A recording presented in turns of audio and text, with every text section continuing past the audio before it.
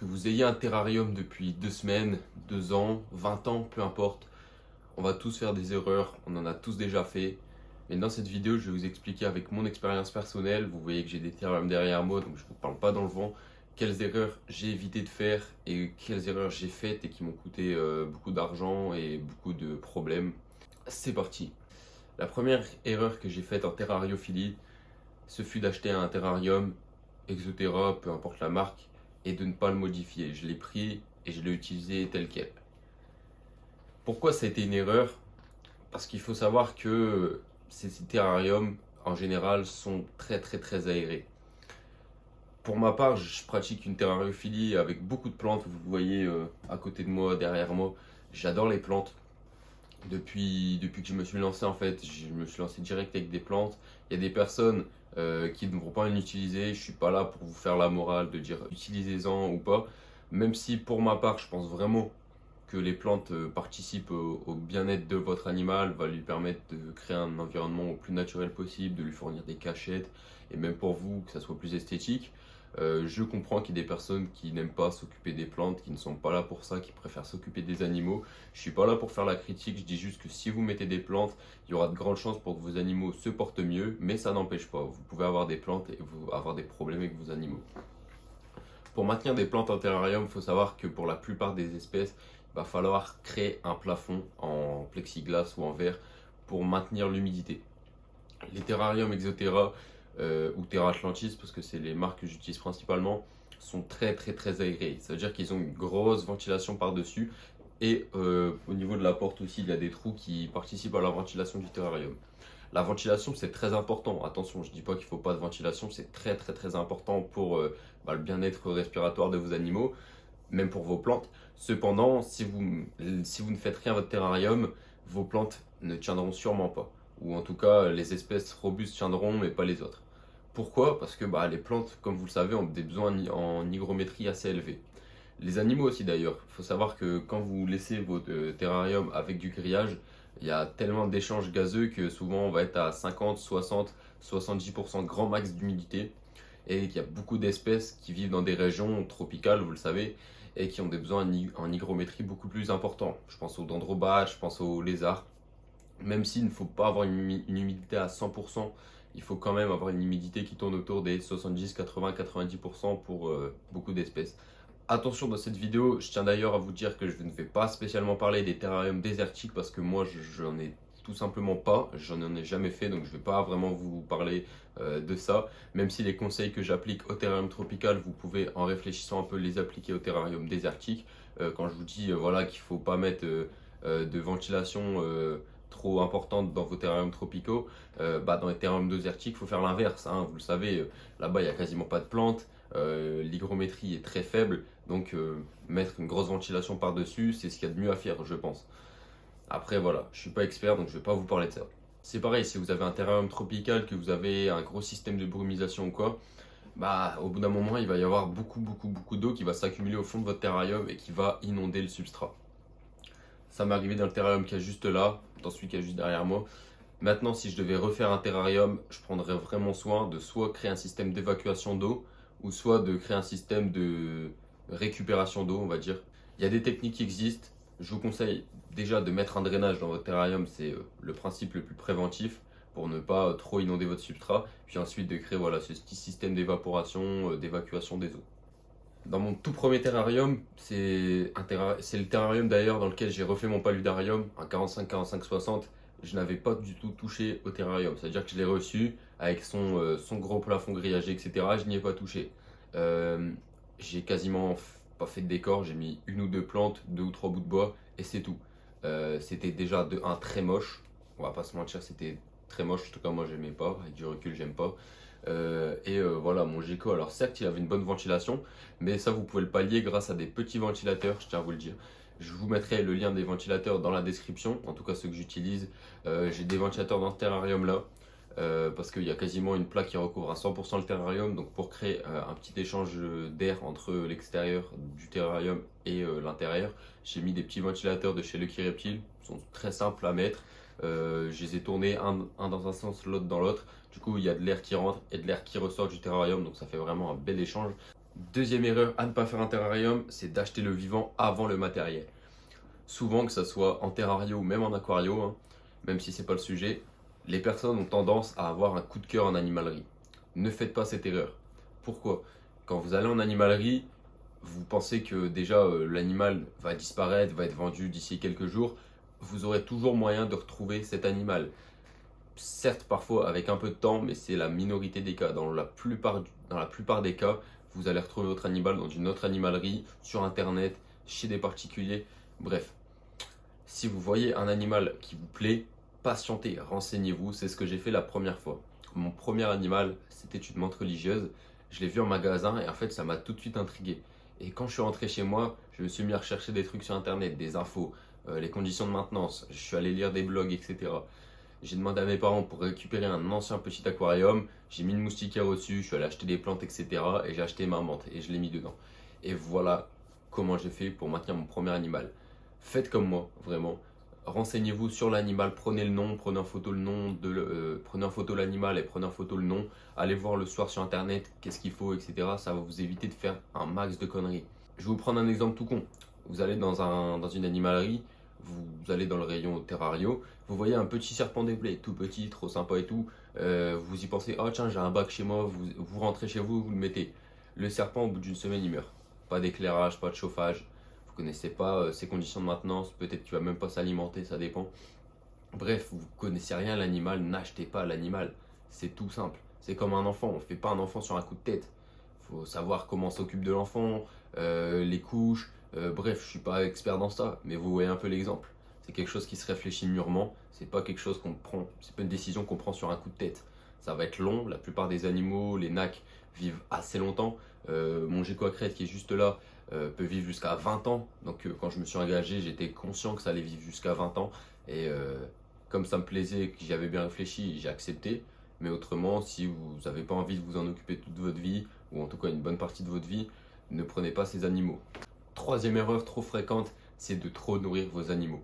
Il faut savoir que dans la nature, comme vous pouvez vous en douter, la nourriture n'est pas en abondance. Ils n'ont pas des McDo, des Burger King partout, ils galèrent.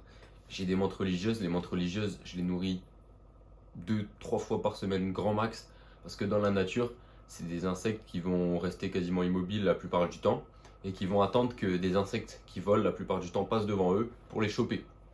La plupart du temps, quand un insecte passe devant eux, ils essaient de le choper, mais ils n'y arrivent pas. Parce que c'est compliqué, parce que l'insecte va vite, parce que voilà.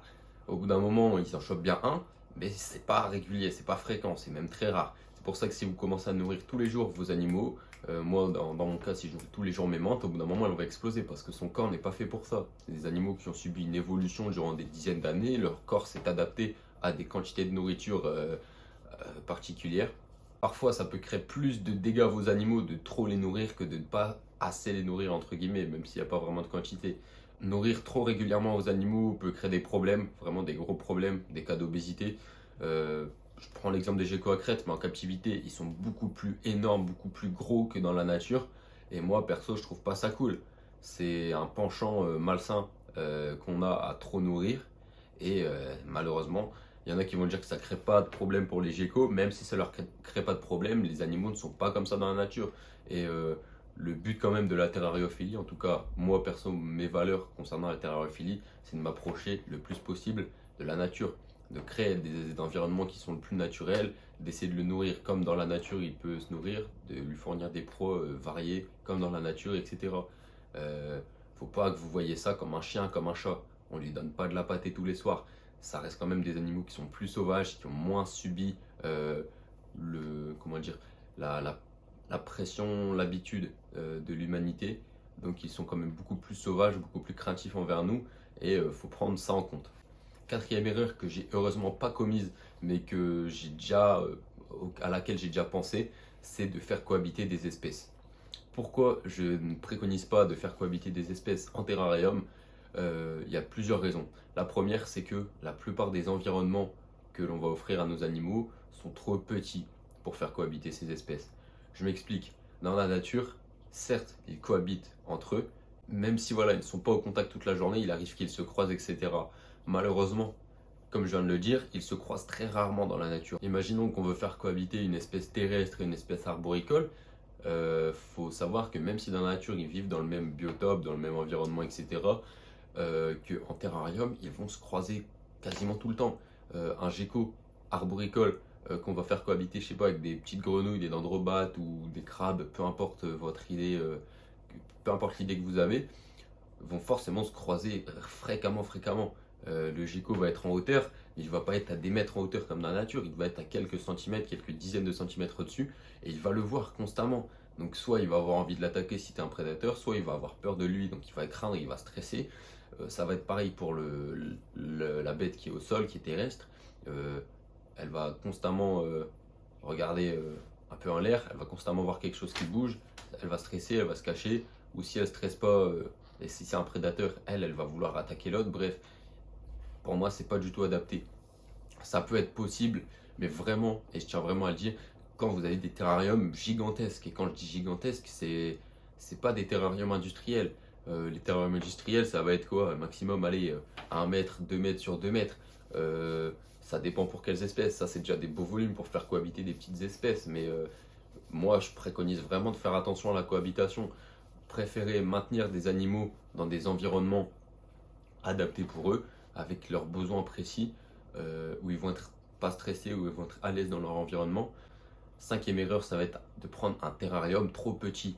Ça, je ne m'efforcerai toujours de le dire, mais quand vous voyez un truc sur internet, quand vous voyez que pour tel animal, il faut prendre un terrarium de tel volume, n'écoutez pas ce qu'on vous dit. Prenez ça en compte, mais pour faire un terrarium beaucoup plus grand. Le problème de trop de personnes, c'est que leurs animaux sont maintenus dans des environnements encore trop petits. Même pour moi encore, je maintiens un gecko à crête, j'aimerais bien à terme lui faire vraiment un vrai terrarium. Malheureusement, je n'ai pas les fonds, je n'ai pas la place encore pour le faire. Donc il vit une belle vie, je pense, pour un gecko à crête dans ce terrarium, mais j'espère à terme lui faire un terrarium beaucoup plus grand. Faut pas avoir une petite cage, un petit terrarium comme la maison définitive de votre animal, pardon.